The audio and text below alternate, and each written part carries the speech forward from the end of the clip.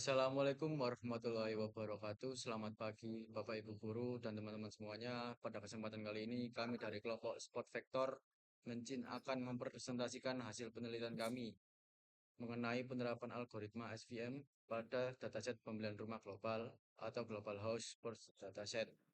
Tujuan dari penelitian ini adalah untuk memprediksi keputusan pembelian rumah berdasarkan faktor-faktor seperti pendapatan, harga rumah, lokasi, dan tingkat kepuasan pelanggan. Proses penelitian kami dilakukan menggunakan Google Colab dengan algoritma Support Vector Machine sebagai metode klarifikasi utama. Nanti teman-teman saya akan menjelaskan mulai dari pengertian SVM, konsep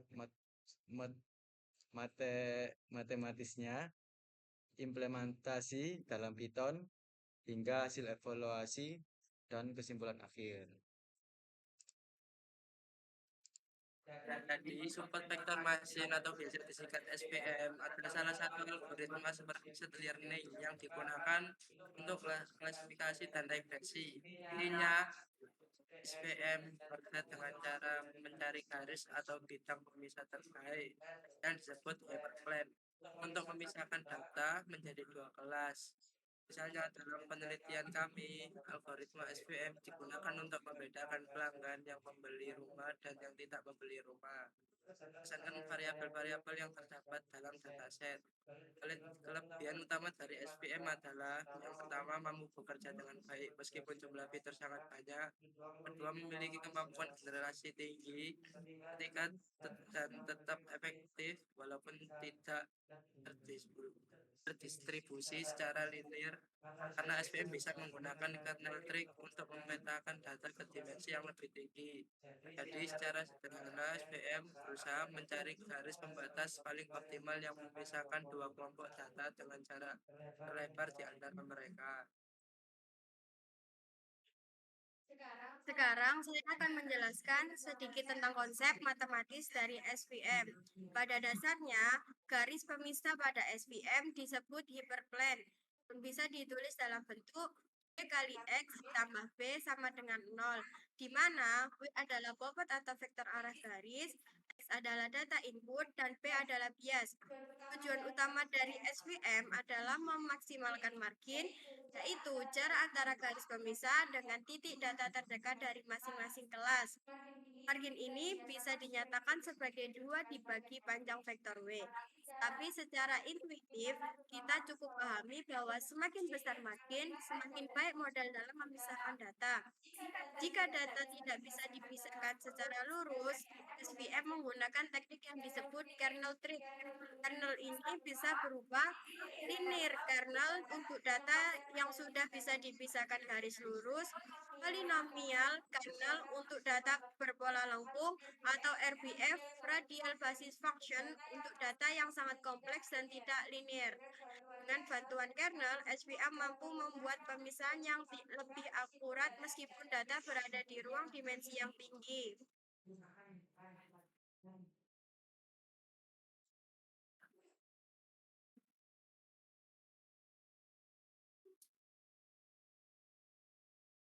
Selanjutnya, saya Valen akan menjelaskan bagian implementasi dari algoritma SVM menggunakan Python di Google Colab. Kami menggunakan dataset bernama global_house_purchase_dataset.csv yang berisi lebih dari 200.000 data pembelian rumah dari berbagai negara. Dataset ini mencakup informasi seperti negara dan kota, harga rumah, ukuran properti, pendapatan pelanggan, jumlah pinjaman, dan apakah rumah tersebut dibeli atau tidak. Langkah-langkah yang kami lakukan dalam implementasi adalah sebagai berikut. Langkah pertama, preprocessing data. Kami menghapus data kosong, lalu menggunakan label encoder untuk mengubah data kategori menjadi angka. Setelah itu, kami melakukan standar scalar agar setiap fitur memiliki skala yang sama. Langkah kedua, split data. Data dibagi menjadi dua bagian, yaitu 80% untuk training dan 20% untuk testing. Langkah ketiga, training model. Kami menggunakan algoritma support vector machine dengan kernel RBF karena kernel ini efektif memisahkan data yang tidak linear. Langkah keempat, evaluasi model. Setelah pelatihan selesai, kami mengukur performa model menggunakan confusion matrix dan classification report. Hasil akhirnya menunjukkan bahwa akurasi model mencapai 99,13% dengan precision dan recall yang juga tinggi. Ini berarti model kami sangat baik dalam memprediksi apakah seorang pelanggan akan membeli rumah atau tidak berdasarkan fitur-fitur yang ada.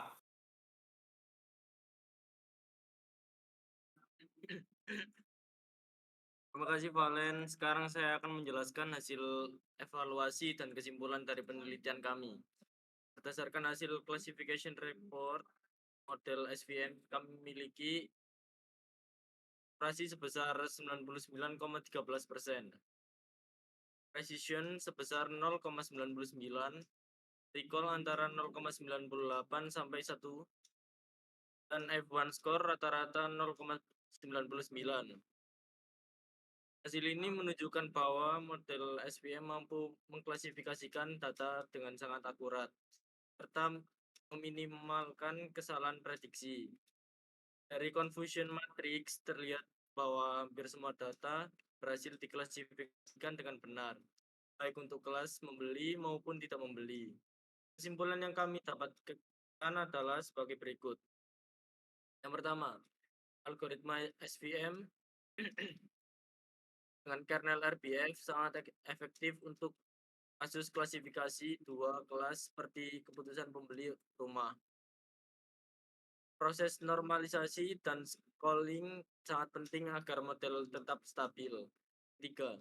Dan tuning parameter yang tepat, SVM mampu memberikan performa yang mendekati sempurna.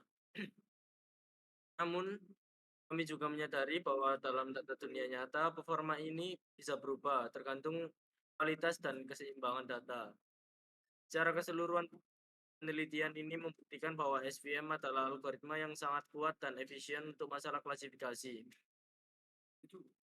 Baik, untuk penutup, dengan demikian dapat disimpulkan bahwa SVM adalah algoritma yang kuat untuk prediksi, baik klasifikasi maupun regresi. Hasil implementasi kami menunjukkan forma yang baik dan digunakan untuk pengambilan keputusan berbasis data.